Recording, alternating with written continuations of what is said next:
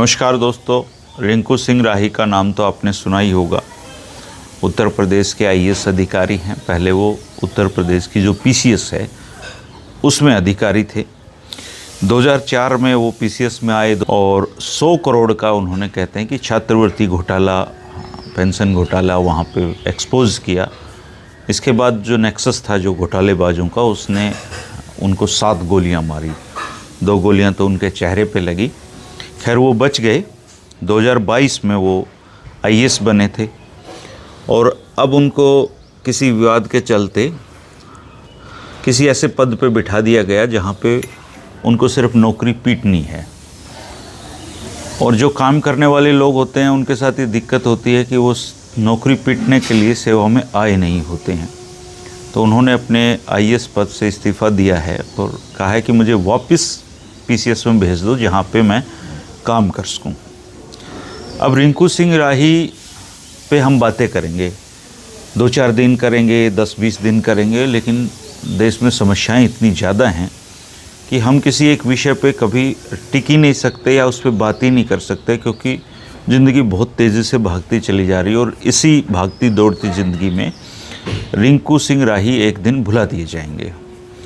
और रिंकू सिंह राही इकलौते ऐसे व्यक्ति इस दुनिया में हैं ये भी नहीं है। ऐसे बहुत सारे रिंकू सिंह राही अपनी सेवाएं पूरी करके इस दुनिया से जा चुके हैं। हरियाणा में एक आईएएस होते थे अशोक खेमका जी, वो आजकल कहाँ हैं किसी को पता नहीं है। ट्रांसफ़र पे ट्रांसफ़र होते रहे और अक्सर उनको खुडे लाइन रखा गया और खुडे लाइन ही वो रिटायर हो गए।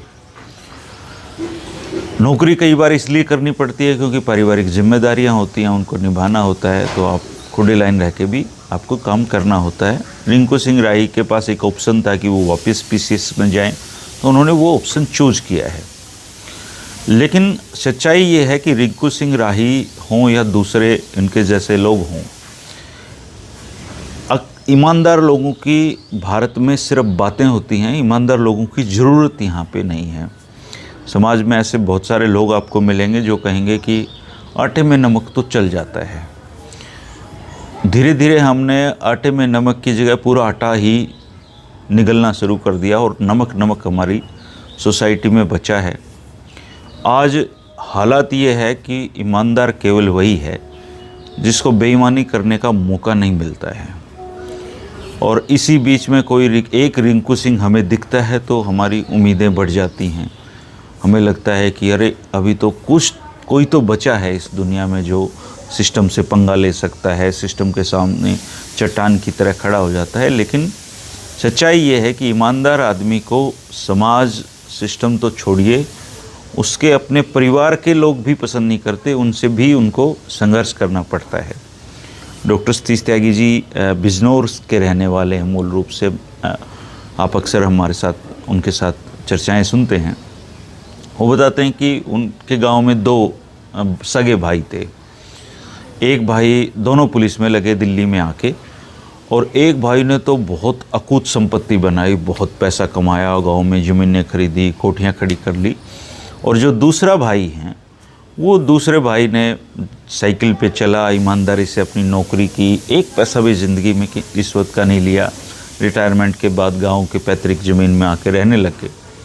तो गांव के लोग उदाहरण देते थे कि देखिए ये पागल आदमी पुलिस में लगा, अधिकारी बना, लेकिन ईमानदारी की बीमारी के चलते ये जीवन में कुछ नहीं कमा पाया। और इसका भाई देखो कितने पैसे कमा गया, और सब उसके भाई को नमस्ते करते थे, उसको कोई नमस्ते भी नहीं करता था। ये हमारे समाज की कड़वी सच्चाई है और इसमें कोई रिंकू सिंह राही की अब कोई गुंजाइश नहीं बची है। था 90 से पहले का दौर जब ईमानदार लोग बहुतायत संख्या में हर जगह पे पाए जाते थे, लेकिन अब हमारे देश का जो सिस्टम है, हमारे देश के जो लोग हैं, उनके मन में एक धारणा बन चुकी है कि अगर आईएएस बेईमान हो सकते हैं, अगर इस देश के नेता बेईमान हैं, तो फिर हम क्यों ईमानदार रहें। अगर नेता 100 करोड़ का घपला कर रहा है तो हम बिजली चोरी करने का घपला कर देंगे।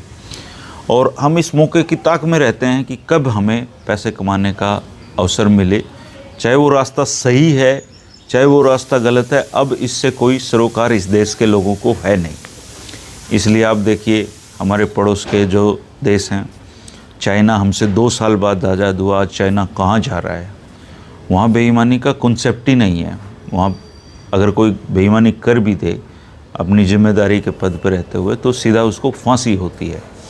हमारे यहाँ क्या है, गवाह मुकर जाते हैं, कोर्ट में बरी हो जाते हैं, और किसी को गलती से कोई सज़ा वजह हो जाए तो पूरी करके बाहर आ जाता है, जेल में भी उसको तमाम सुविधाएं मिल जाती हैं। लेकिन सच्चाई ये है दोस्तों कि ईमानदारी की अब हमारे जो समाज है इसमें कोई जगह नहीं है। हम तो वो लोग हैं जो रिश्ता करते हुए भी ये देखते हैं कि लड़का कितना कमाता है। अगर वो इनकम टैक्स का अधिकारी है तो फिर उसका भाग दौड़ के जल्दी रिश्ता हो जाएगा।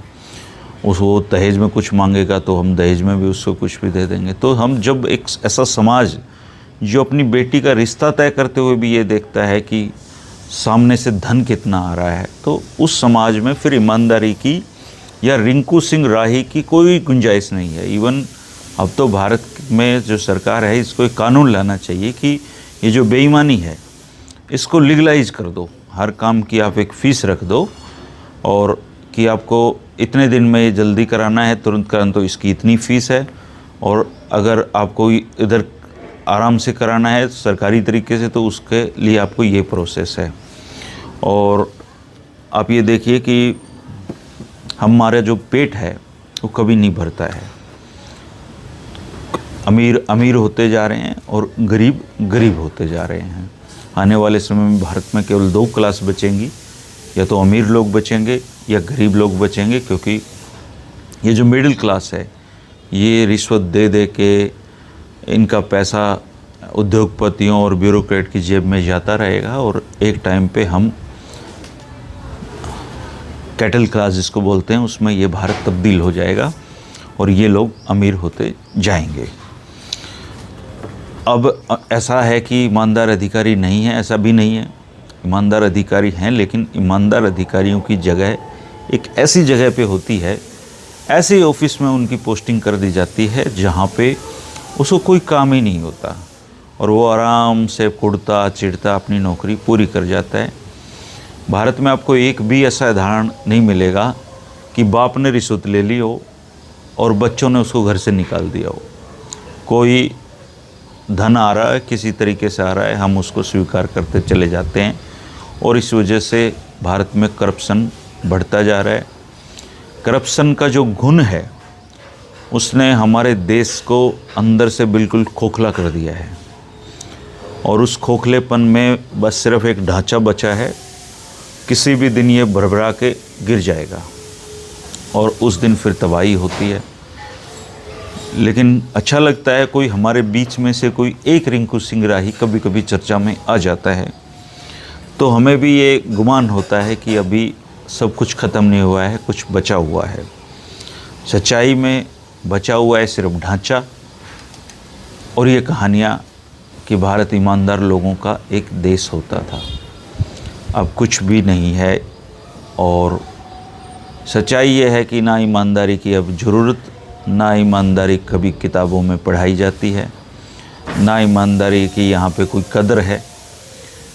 और जो ठीक ठाक लोग हैं, जो धनाढ़ लोग हैं, वो लोग अपने बच्चों को अच्छे देशों में सेट भी कर रहे हैं। वो कमा खा यहीं पे रहे हैं, पैसा यहीं बना रहे हैं, लेकिन अपनी जो नेक्स्ट जनरेशन है उसको कह रहे हैं कि तुम यहाँ में मत रहो, ये सिक्योर नहीं है ये, और तो वो बाहर जा रहे हैं। अब कोई ईमानदार देश में प्रधानमंत्री भी आ जाए या मुख्यमंत्री भी आ जाए तो वो भी ज़्यादा सा कुछ नहीं कर सकता, क्योंकि उसको ये चलाना तो इन्हीं लोगों को है। जब तक इस देश में करप्शन को फांसी की सज़ा ना हो और ईमानदारी से जुडिशरी काम ना करेगी, तब तक ये करप्शन बढ़ता रहेगा। ये रुकना नहीं है, ना रिंकू सिंह राही से रुकना है, ना अशोक खेमका रोक पाए, ना अशोक खेमका जैसे कोई और लोग एक आधा बैठा होगा वो नहीं रोक सकता। सिस्टम सड़ांध मार रहा है दोस्तों। इसके अंदर दलदल में उतर के कौन इसको ठीक करेगा? ईमानदार आदमी को कोई पसंद नहीं करता, इसलिए ईमानदार कोई रहना नहीं चाहता। आम आदमी के हाथ में कुछ है नहीं, 5 साल में वोट डालता है, उसको मूर्ख बना के जाति पे, धर्म पे वोट ले लेते हैं। और हमारी जो पॉलिटिक्स है वो किस चीज़ की पॉलिटिक्स है, वो विक्टिम की पॉलिटिक्स है कि कांग्रेस ने ये नहीं किया, कांग्रेस ने तुम्हारे ऊपर अत्याचार किया, कांग्रेस ने तुम्हारी जाति पर अत्याचार किया, तो तुम बीजेपी को वोट दे दो। बीजेपी के खिलाफ कांग्रेस वाले वोट मांगेंगे या दूसरे तो वोट मांगेंगे, तो वो कहेंगे तुम्हारे समाज का भला नहीं किया, तुम्हारा पैदा नहीं किया। और इसी तरीके से हर 5 साल में आप जनता का मूर्ख बना के वोट ले लेते हैं। वोट डालने वालों को पता नहीं होता कैसे वोट डालें। कई बार काटजू जी की बात लगता है कि वो काफ़ी हद तक इस देश के बारे में प्रेडिक्शन उनके सही हैं। तो ऐसा ही है हमारा देश, हम कहानियाँ बनाते रहेंगे दोस्तों, और रिंकू सिंह राही जैसे लोग इन कहानियों के बीच में अपनी जगह बनाते रहेंगे। लेकिन बस ये कहानियाँ ही हैं। करप्शन का क्या इलाज हमारे देश में है, या क्या हमारा देश सुधर सकता है? सुधर सकता है तो किन पायदान को फॉलो करके सुधर सकता है? कैसे हम अपने काम के प्रति ईमानदार रह सकते हैं? ये बहुत ही गंभीर और जुड़े हुए प्रश्न हैं। आप इन पर अपनी राय जरूर रखना। फिलहाल रिंकू सिंह राही को शुभकामनाएं हैं कि आप चर्चा में तो आए। नमस्कार।